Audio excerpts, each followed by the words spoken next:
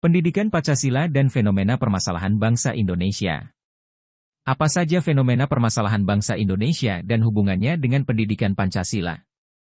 Indonesia merupakan negara yang terdiri dari berbagai macam suku, agama, ras dan antar golongan, sara. Keberagaman bangsa Indonesia selain menjadi sebuah anugerah tetapi juga menjadi sebuah tantangan tersendiri dengan berbagai permasalahan yang ditimbulkan dari adanya realitas aktivitas sosial kemasyarakatan. Nilai-nilai Pancasila yang kausa materialisnya adalah bangsa Indonesia sendiri yang memang majemuk dalam adat kebiasaan, kebudayaan dan dalam agamanya ternyata mulai tergerus dalam perkembangan zaman yang bergerak begitu cepat.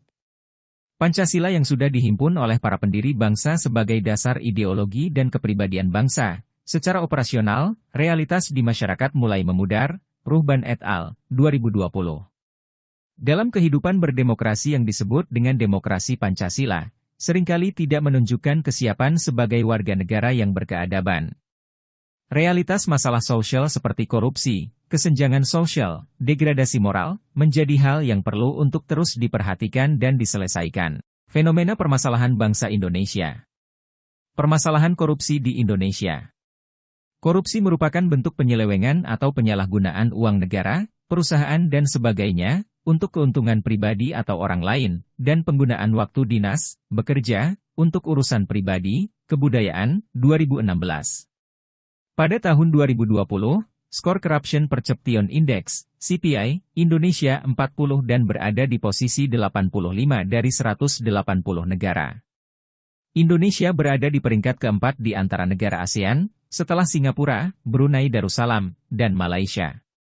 Di tahun 2019, Denmark dan New Zealand berada di tingkat pertama dengan perolehan skor 87, disusul dengan Finlandia di peringkat kedua yang berhasil memperoleh skor 86.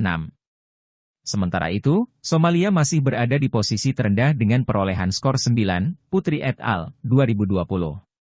Terdapat dua definisi korupsi yaitu tindak pidana korupsi dan perilaku koruptif.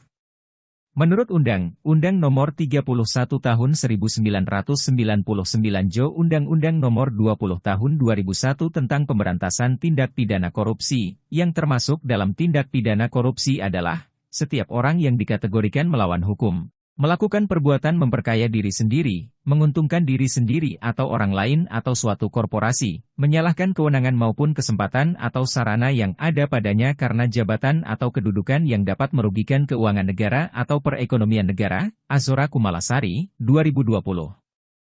Namun perilaku koruptif tidak diidentifikasikan oleh undang-undang. Secara umum perilaku koruptif merupakan segala sesuatu yang berkaitan dengan sikap dan tindakan seseorang yang menampilkan hal-hal yang tidak terpuji yang akan menggiring kepada tindakan korupsi. Contohnya mencontek, mencuri, meminjam tanpa izin, berbohong, DLL. Perilaku tersebut apabila dilakukan terus-menerus akan membuat seseorang terbiasa dan akan membudaya kemudian dapat mendorong melakukan perilaku tidak terpuji yang lebih fatal, dan ujungnya adalah tindakan korupsi, Ruhban et al., 2020. Lemahnya integritas menjadi penyebab dari tindakan koruptif, integritas yang merupakan mutu, sifat, atau keadaan yang menunjukkan kesatuan yang utuh sehingga memiliki potensi dan kemampuan yang memancarkan kewibawaan, kejujuran, wujud keutuhan prinsip moral dan etika bangsa dalam kehidupan bernegara, Setiawan, 2019. Orang yang memiliki integritas dicirikan dengan kualitas diri dan kualitas interaksi dengan orang lain seperti mematuhi peraturan dan etika organisasi, jujur, memegang teguh komitmen dan prinsip-prinsip yang diyakini benar, tanggung jawab, konsisten antara ucapan dan tindakan, kerja keras dan anti korupsi, Ruhban et al., 2020. Untuk itu, penyelenggara negara perlu menyeleksi tingkat integritas pejabat negara, saling memberikan evaluasi antar divisi dan terus berkoordinasi dengan Komisi Pemberantasan Korupsi dan menguatkan penegakan tindak pidana korupsi. Masalah degradasi moral di Indonesia.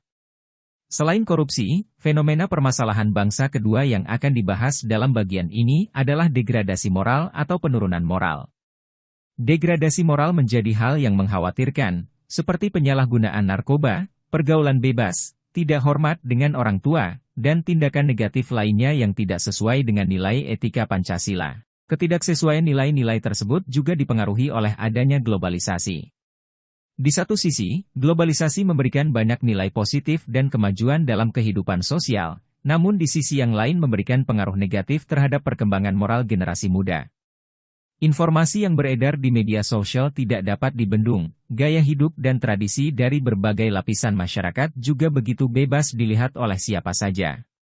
Untuk itu sangat penting pendidikan nilai yang matang di dalam keluarga untuk membina dan memperhatikan interaksi media sosial, pergaulan maupun lingkungan sosial. Masalah kesenjangan sosial di Indonesia. Selain korupsi dan degradasi moral, membahas tentang kesenjangan sosial di masyarakat juga dirasa penting.